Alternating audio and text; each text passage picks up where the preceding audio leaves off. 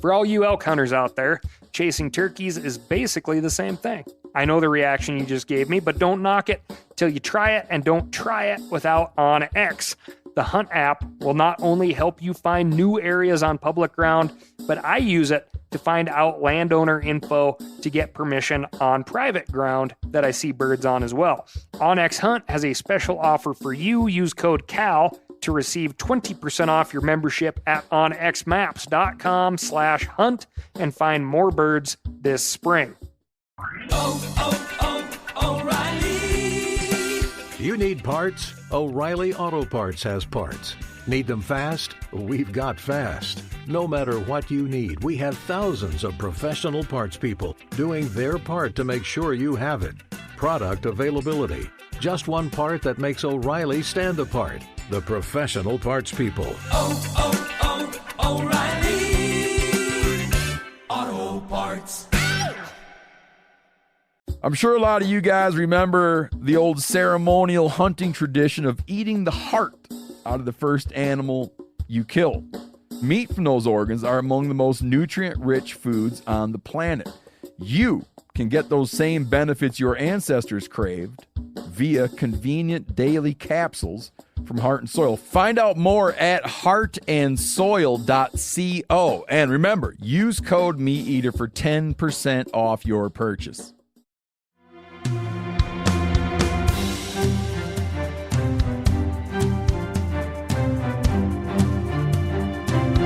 From MeatEater's World News Headquarters in Bozeman, Montana, this is Cal's Week in Review with Ryan Cal Callahan. Now, here's Cal. South Dakota Governor Kristi Noem has been catching flack on social media after she admitted to shooting and killing a hunting dog 20 years ago. The story appears in her forthcoming book and was first reported by the British outlet The Guardian. Noem owned a wire-haired pointer named Cricket, which she says was untrainable, dangerous, and worthless. She says she took him on a pheasant hunt, which the 14-month-old Cricket spent running around the fields not being helpful at all. On the way home, the dog escaped the family truck and killed a few of the neighbors' chickens. Then, when Noem tried to grab it, she says the dog spun around to bite her. Quote, "I hated that dog. At that moment, I realized I had to put her down. So she took the dog out to a gravel pit and shot it. Just for good measure, she also brought one of the family's goats that had been chasing her kids. That's Noem's kids, not the goat's kids, which are, goat kids are kids. And anyway, she shot the goat too, which she called stinky and nasty. The executions were witnessed by a group of construction workers, but she says completed the unpleasant task before the school bus rolled up. When one of Noem's daughters arrived home, Noem said she looked around confused, asking what had happened to Cricket. As you might imagine, Democrats have been using the anecdote to go after Noem, who is reportedly on the short list to be President Trump's running mate. Democratic governors throughout the country have taken to Twitter to share photos of their dogs, and the Democratic National Committee published a press release claiming to be the Dogmocratic Party. For her part, Noem says the incident proves she's willing to make the tough decisions and do the uncomfortable things other leaders aren't willing to do. "We love animals, but tough decisions like this happen all the time on a farm," she said on Twitter. "I have never passed on my responsibilities to anyone else to handle. Even if it's hard and painful, I followed the law and was being a responsible parent, dog owner, and neighbor. Whatever you think about putting a dog down the old-fashioned way, I don't think most people would brag about it in their autobiography. This should go without saying, but being responsible for an animal doesn't just mean knowing when to kill it. It means taking actual responsibility for its behavior. I know ranchers do this kind of thing all the time. It's also part of gun dog culture that, I think in a lot of areas is fairly antiquated, all of which is kind of wrapped in sentimental thoughts, right? If that dog was really trying to bite her after going on the killing spree, then you kind of get in this weird area of trying to pass off a horse that bucks everybody off, right? You can't really sell it. It's a big liability, but some people try to. A lot of people just put that horse down because they know eventually it's going to hurt somebody. Dogs who bite people, you're passing on a big liability that could have some real serious social repercussions on that person and their pocketbook, or even, emotional and psychological scarring on behalf of some bystander one day. Hard to justify something when you're not there. That's not what I'm trying to do. I'm just trying to let you know that being a responsible animal owner can have some tricky, unforeseen decisions that we got to make every once in a while. I'll tell you, when the big fish, past super, super awesome bird dog of mine, was getting old, I shot her. And it was horrible. Horrible experience. It was the absolute right decision. She was having these super debilitating seizures. She couldn't walk a couple of steps without going into a big seizure. So, yeah, I was out at my buddy's farm, dug a hole with the backhoe, and the next time she had a seizure, I shot her, and it was shitty. It was terrible. But in that circumstance, that was just like the right thing to do. I didn't want to transport her to a vet and prolong the inevitable just to get her to a place where she hated being in a vet and filled with anxiety and all that stuff. And that could have been the wrong decision on my part, but that's what happened. So feel free to write in. Let me know what you think. It's a nasty old world out there. This week, we've got Washington Wildlife Commission, the Atlas, the big old world, cicadas, and so much more. But first, I'm going to tell you about my week. My week kicked off, just fine. We went down to Missoula, Montana, hit the Hellgate Hunters and Anglers Banquet. Had a great time seeing a bunch of old friends down there. They put on a good show. I think raised some cash for an awesome local hook and bullet there in Missoula County. On top of that, got a little turkey hunting in. First real turkey hunting of the season, which was seriously delayed. Found some birds, public land, real tough, real thick. Got in real close. Had a great time. No white meat in the freezer. And then hopped another flight down to Salt Lake City to join the rest of the Meat Eater crew on our international world tour, live event, live podcast, new cookbook release, extravaganza. It's the only international event conveniently held here in the lower 48. Lots of fun. Salt Lake City crowd was great. Great turnout. People were pumped. It was great to see everybody. We got some good conservation talk in. And now we're sitting here in Boise, Idaho, getting ready to walk into the Egyptian Theater, do her all over again with a brand new crowd and some brand new material. Yeah, it's good. As fun as this is, definitely looking forward to getting back out after turkeys, getting serious in the great outdoors. So for everybody who's come out to a live show, thank you so much. It's, it's your time and cash, and you spent it to come out and see us, and I hope you had a great time. We're very, very appreciative of you being out there because it's one of the few chances we get to get out and see everybody. So really appreciate it. And big thanks to the Hushin crew, or several members of the Hushin crew, Casey and old B-Mac, for coming out to Salt Lake City. It's great seeing those guys. They do awesome stuff. If you don't know those guys, you can always check out their YouTube channel, Hushin. They do a lot of fun stuff, so check them out. All right, moving on to the governance desk. The Washington Fish and Wildlife Commission had one of their spiciest meetings to date last week as commissioners voted to restrict cougar hunting in the state. And when I say spicy, I'm talking open hostility in a public forum. As far as Wildlife Commission meetings go, this one had some serious entertainment value. The commission was considering a petition submitted last year by our friends over at the Humane Society and the Center for Biological Diversity. These protectionist groups claim that the current rules governing cougar hunting are based on politics, not science, and that hunters are killing cougars beyond what the population can sustain. 5 of the 9 commissioners apparently agree with that assessment.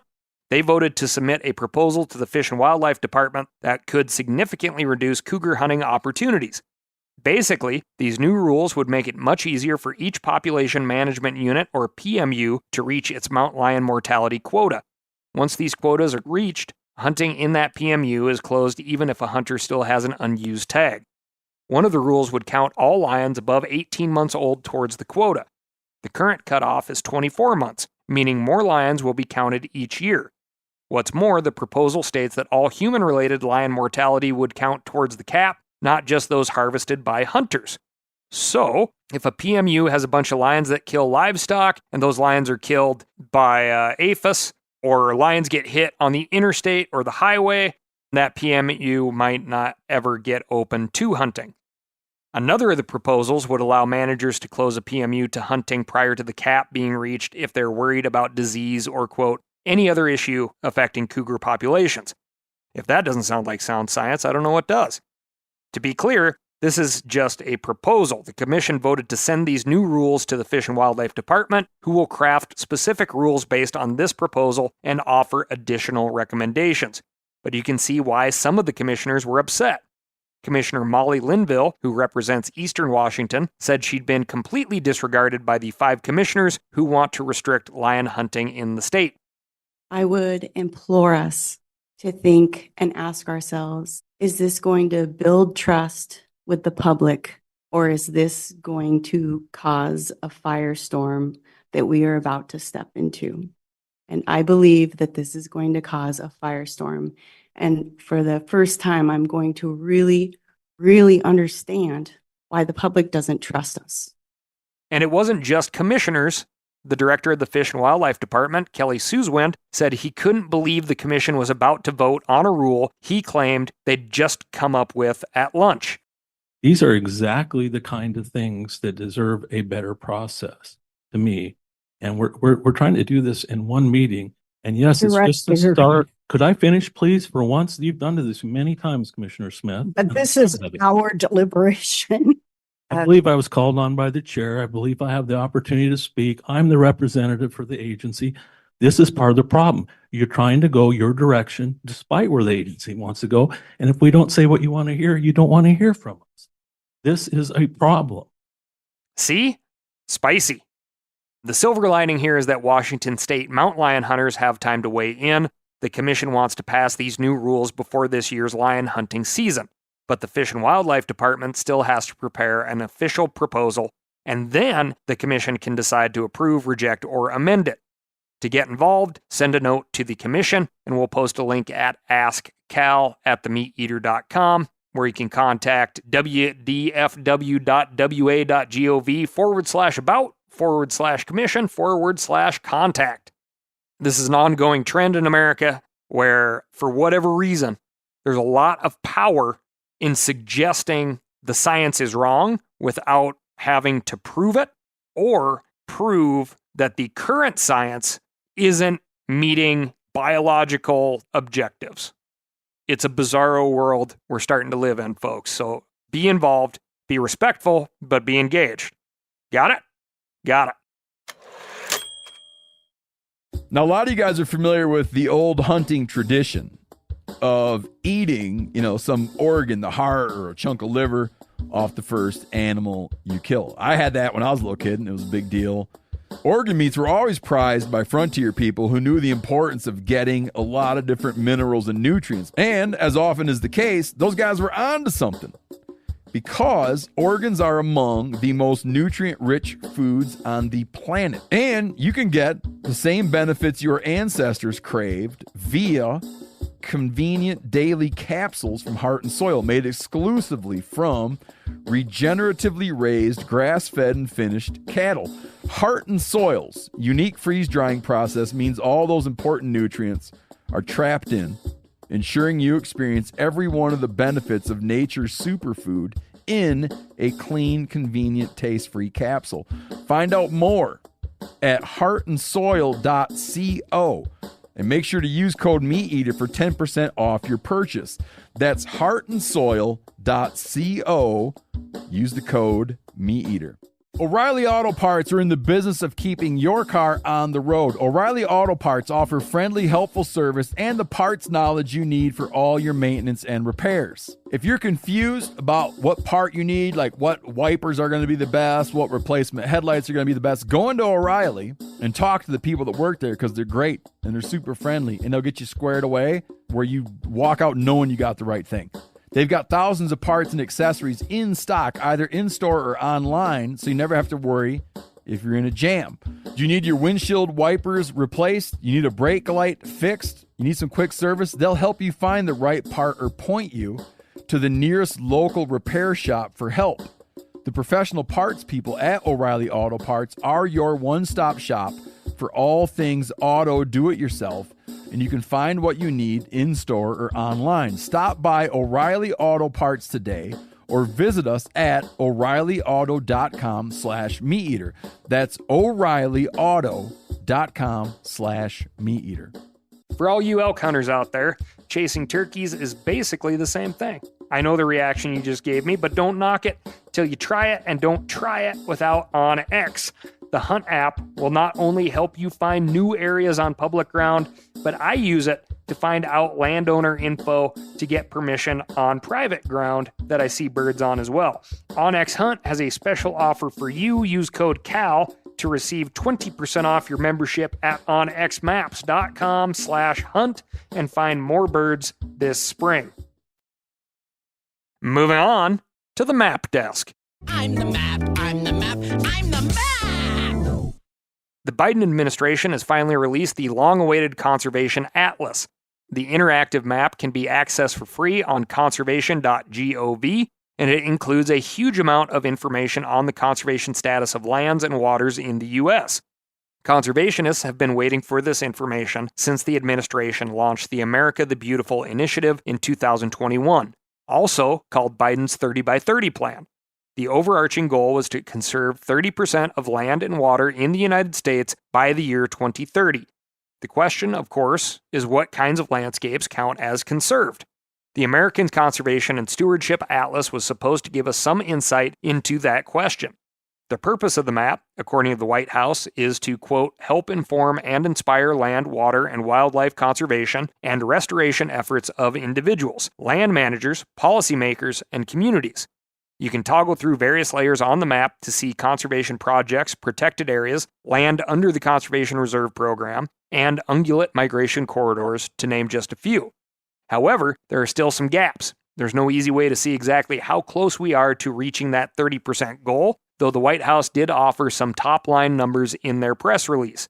They say the U.S. is on track to meet, but has not yet met the goal of protecting, conserving, or restoring 30% of the land. But they do acknowledge that about 1/3 of U.S. marine areas are currently conserved in marine protected areas. By my count, that means we're 6 years ahead of schedule when it comes to oceans and waterways. I'm sure we'll be coming back to this topic in the coming months. For now, you should come check out the map for yourself. Just go to conservation.gov and click on the button for the map.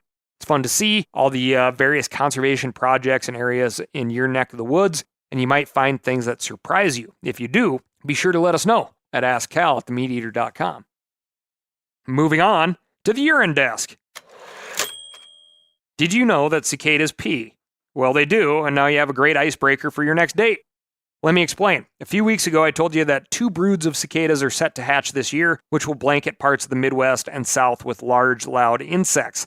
That's going to give scientists an opportunity to continue to study cicadas, but Meat Eater's Corinne Schneider sent me a study that's already been done on cicadas in Peru. There, researchers documented a surprising fact: cicadas pee in jets rather than in droplets. This is surprising because most other insects pee in droplets. They aren't large enough to rely on gravity and inertia to empty their bladders, and sending out a stream of excretion would take too much energy. In fact, scientists have even developed a rule and dubbed it the law of urination. If you're a mammal that weighs more than 6 or 7 pounds, you pee in a jet, and it takes about 21 seconds to empty your bladder.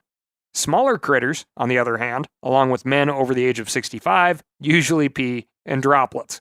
But cicadas break this law. They only weigh about as much as a dime, but they send out a stream of clear liquid straight out behind them. The researchers who authored this study discovered this fact in much the same way Isaac Newton discovered gravity. They were standing under a tree filled with cicadas when one of them noticed it was raining. That rain turned out to be cicada pee, and the team of biologists rushed over to document the phenomenon before the bugs flew away. Sounds like a wild crowd of folks to hang out with, doesn't it? Scientists don't understand the mechanism cicadas use to achieve this feat, but they're excited to learn more. Researchers who study fluid dynamics told NPR that studying cicadas could offer a window into how to manipulate fluids at small scales. This could be relevant to everything from 3D printing to drug delivery to disease diagnostics. So, the next time you're at the bar and you need to take a leak, you can hit her with a dope animal fact. Something like, "Speaking of taking a leak, you wouldn't believe what I just heard about cicadas." That'll be a winner, folks. You can thank me later. You educated pursuers of love. You. Anyway, moving on to the legislative desk. I know I got a bad Legislation! and it isn't just talk. The Texas Parks and Wildlife Department is seeking public comment on 2 proposals that would begin to regulate mountain lion hunting in the state. One of the proposals would ban so-called canned hunts. These are hunts where a lion is captured and later released for the purpose of hunting. The other proposal would require trappers to check mountain lion traps every 36 hours unless those traps are immediately lethal or cannot restrain a lion. Under the current system, mountain lion hunting and trapping is not regulated at all.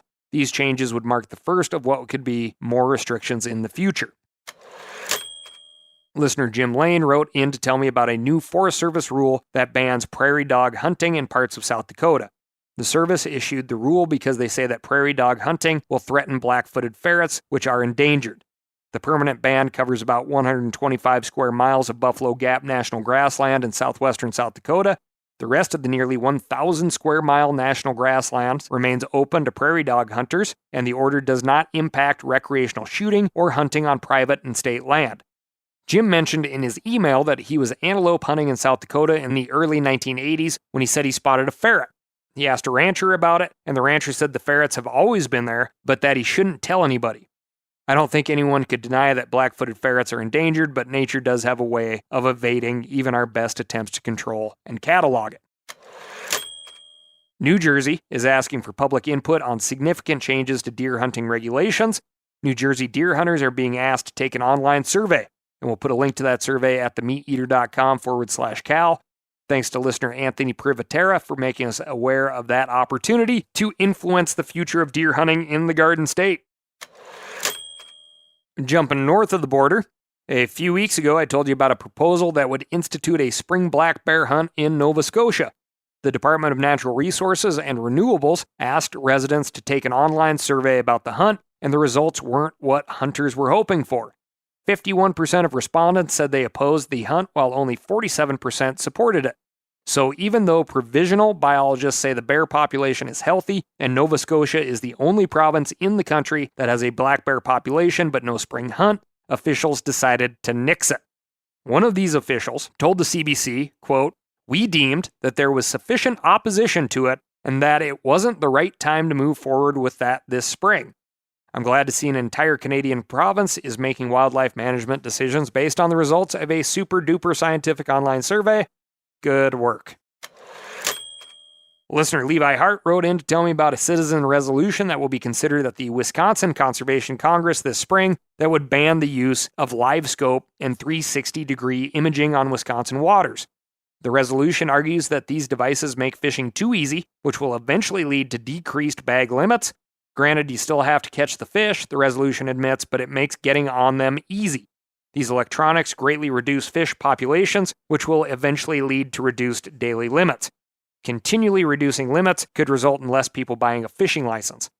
I'm not sure how much evidence there is that these devices actually reduce fish populations, but Wisconsin residents will have a chance to weigh in this spring. I think this one's a stretch, but I'm super interested in it because, man, technology makes stuff easier. And one of the things I love about my hunting and fishing is that it's not easy. Moving on to the cat desk. I couldn't end today's episode without mentioning something that crossed my desk a few days ago. The Canadian Broadcasting Company recently released a documentary featuring a type of cat collar whose makers say their product can reduce bird deaths by as much as 87%. The documentary is called, appropriately enough, My Pet Assassin, and it covers cat predation on native birds in British Columbia. Part of the documentary discusses solutions to this problem, one of which are cat collars from a company called Birds Be Safe. These collars look a bit like the scrunchies women use to tie up their hair, but they're colored like rainbows and flared out about 2 inches around a cat's neck. The cats end up looking like a cross between a clown and a 17th century French courtier. It's hilarious, and the cats in the photos look less than pleased, which pleases me. The idea is that since songbirds' eyes are adapted to see bright colors, they'll see the cat coming long before it has a chance to pounce. But the collar still allows the cat to hunt mice and rodents since it doesn't make any noise and rats don't have the same eyesight as birds. Of course, keeping a cat indoors is still the best solution, both for the cat and for native wildlife. But if you have a relative who insists on having a barn cat to keep the rodent population in check, this might be a decent compromise. That's all I've got for you this week. Thank you so much for listening. Remember to write in to ASKCAL, that's AskCal, at themeateater.com, and let me know what's going on in your neck of the woods. On top of that, gang, we'll keep these special drops rolling, the 2 episodes a week. So if you want to hear from someone in particular, or a group in particular, or if you would like more time spent on a specific topic in that interview format, please just write in and let us know. We're always eager to learn, and we appreciate it when you are too. All right, gang. Thanks a bunch. I'll talk to you next week. Thanks for listening. Go outside. Stay tick-free.